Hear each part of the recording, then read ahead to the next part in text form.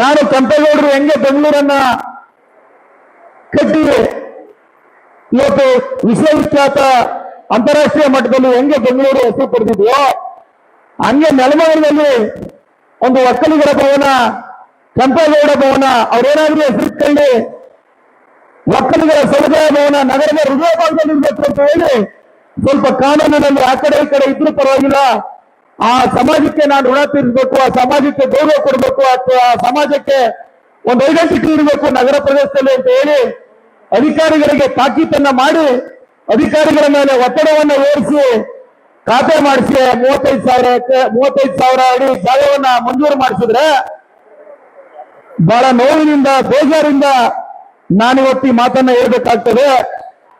ಇದೇ ಒಬ್ಬ ಜೆಡಿಎಸ್ ಪಕ್ಷದ ನಗರಸಭಾ ಸದಸ್ಯ ಒಕ್ಕಲಿಗ ಸಮಾಜಕ್ಕೆ ಸೇರಿದಂತ ಒಬ್ಬ ವ್ಯಕ್ತಿ ಈಗಿನ MLA ಸರ್ಕಾರಕ್ಕೆ ಕಾಂಗ್ರೆಸ್ ಪಕ್ಷದ ಶಾಸಕರಿಗೆ ಕಾಂಗ್ರೆಸ್ ಪಕ್ಷದ ಮುಖಂಡರು ಕಾರ್ಯಕರ್ತರಿಗೆ ಹೆಸರು ಬಂದ್ಬಿಡ್ತದೆ ಅಂತ ಹೇಳಿ ಇದು ಕಾನೂನು ಬಾಹಿರವಾಗಿ ಮಾಡಿದ್ದಾರೆ ಅಂತ ಹೇಳಿ ಇದೇ ಆ ವ್ಯಕ್ತಿ ಹೆಸರು ಶಿವಕುಮಾರ್ ಅಂತ ಕುಮಾರಿ ಅಂತಾರೆ. ಲೋಕಾಯುಕ್ತಕ್ಕೆ ಹೋಗಿ ಅರ್ಜಿ ಕೊಡ್ತಾರೆ. ನ್ಯಾಯ ಏನ್ರಿ, ಧರ್ಮ ಏನ್ರಿ ಇದು?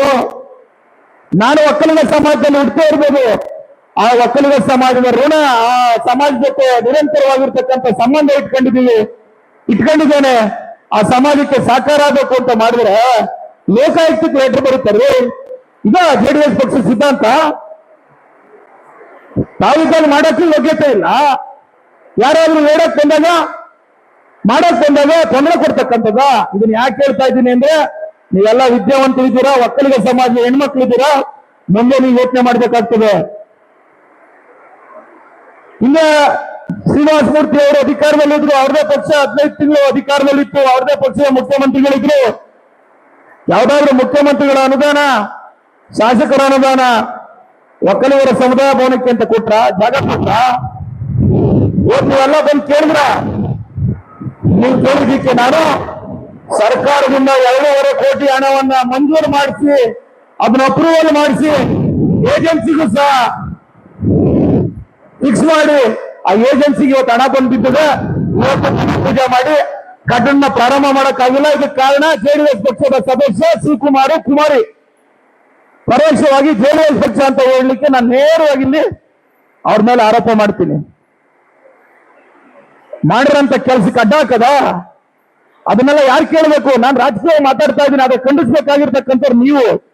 ನನ್ನ ಕೆಲಸ ನಾನು ಪ್ರಾಮಾಣಿಕವಾಗಿ ಮಾಡಿದ್ದೇನೆ, ಜಾಗನೂ ಕೊಟ್ಟಿದ್ದೇನೆ, ಸರ್ಕಾರದಿಂದ ಹಣವನ್ನು ಒದಗಿಸಿದ್ದೇನೆ, ಇನ್ನೂ ಮುಂದೆ ಹಣವನ್ನು ಸರ್ಕಾರದಿಂದ ಒದಗಿಸ್ತಕ್ಕಂಥ ಎಲ್ಲ ರೀತಿಯ ಪ್ರಯತ್ನವನ್ನ ಮಾಡ್ತೇನೆ ಅಂತ ಭರವಸೆ ಕೊಟ್ಟಿದ್ದೇನೆ.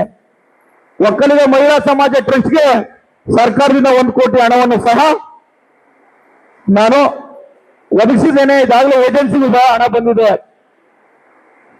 ನಾನು ಸಹ ವೈಯಕ್ತಿಕವಾಗಿ ಒಕ್ಕಲಿಗ ಸಮಾಜದ ಟ್ರಸ್ಟ್ ಭವನದ ನಿರ್ಮಾಣಕ್ಕೆ ನಾನು ವೈಯಕ್ತಿಕವಾಗಿ 10 ಲಕ್ಷ ರೂಗಳ ಹಣವನ್ನು ನಾನು ವೈಯಕ್ತಿಕವಾಗಿ ಟ್ರಸ್ಟ್ಗೆ ನೀವು ಯಾವಾಗ ಹೇಳ್ತೀರಾ ಅವಾಗ ನೀವು ನಿರ್ಮಾಣ ಮಾಡತಕ್ಕಂಥ ಸಂದರ್ಭದಲ್ಲಿ ಕೊಡ್ತೇನೆ ಅಂತಕ್ಕಂಥ ಮಾತನ್ನ ಹೇಳ್ತೇನೆ.